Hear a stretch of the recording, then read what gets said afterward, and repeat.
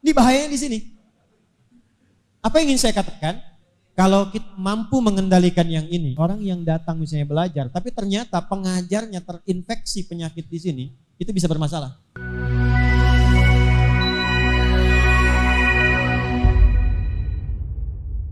Jadi sekarang kita punya persoalan serius yang sekarang menginfiltrasi dan menginfeksi hampir setiap kalangan manusia di muka bumi ini.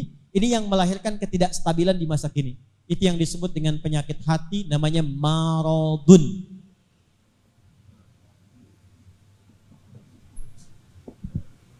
Kenanya ke kolbun. Jadi kalau ini kenanya ke kepala, ke telinga, ke mata, ke kaki. Kalau ini langsung ke hati yang paling dalam, ke kolbun. Penyakitnya disebut maradun. Al-Baqarah ayat 10, fi qulubihim marad. Iri. Pernah dengar iri hati? Maaf, pernah dengar iri mata? Tidak ya? Pernah dengar iri akal? Tidak ya? Pernah dengar iri hati?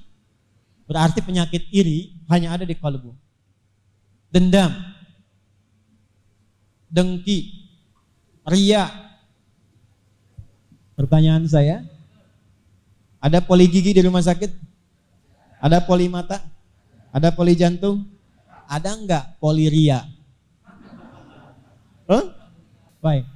Poli iri, poli dendam, poli dengki. Padahal, maaf, kalau orang sakit kepala, sakit fisik, sakit tangan, ya, yang tertekan hanya bagian fisikalnya saja.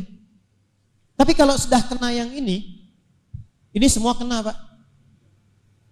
Ada orang iri hati, karena kena iri, dia nggak bisa makan. Pusing saya, yang pusing kepalanya. Kenapa Anda pusing? Itu kawan saya tiap hari ganti handphone. Yang ganti handphone temannya, yang pusing dia tuh. Ini bahayanya di sini. Apa yang ingin saya katakan? Kalau kita mampu mengendalikan yang ini, Pak, ini ada di sini kita ada calon-calon bidan, calon perawat, calon macam-macam ilmu kesehatan.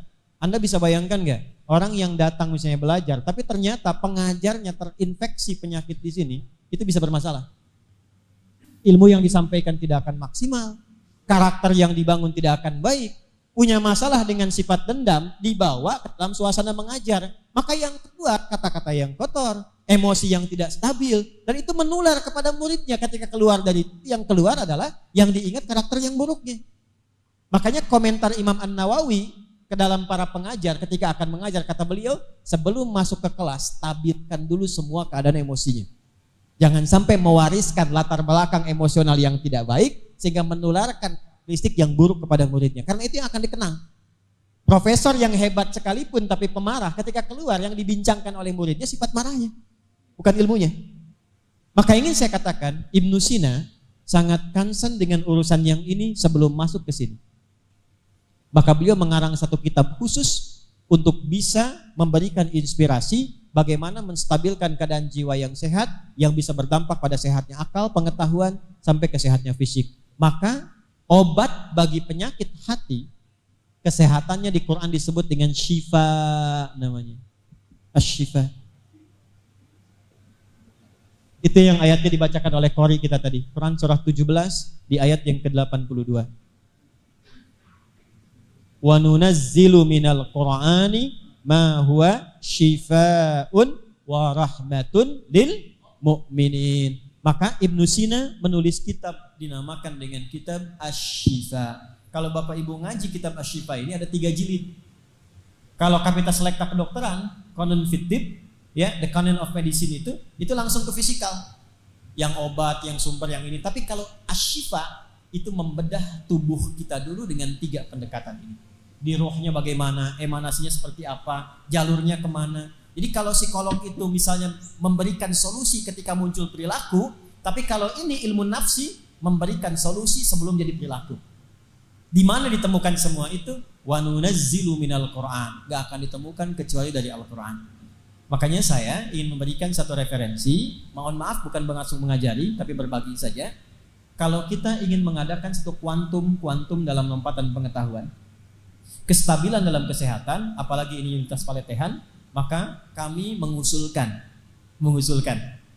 akan lebih bagus jika dibuat program-program untuk peningkatan syifa sebelum ke dakwah. Dengan membiasakan misalnya membaca Al-Quran, ya, mendekatkan diri pada Allah dengan takwa, rajin berpuasa, maka itu akan memberikan stabilitas dalam jiwa kita yang berdampak pada kesehatan rohani dan pengaruhnya langsung kepada akal dan fisikal kita.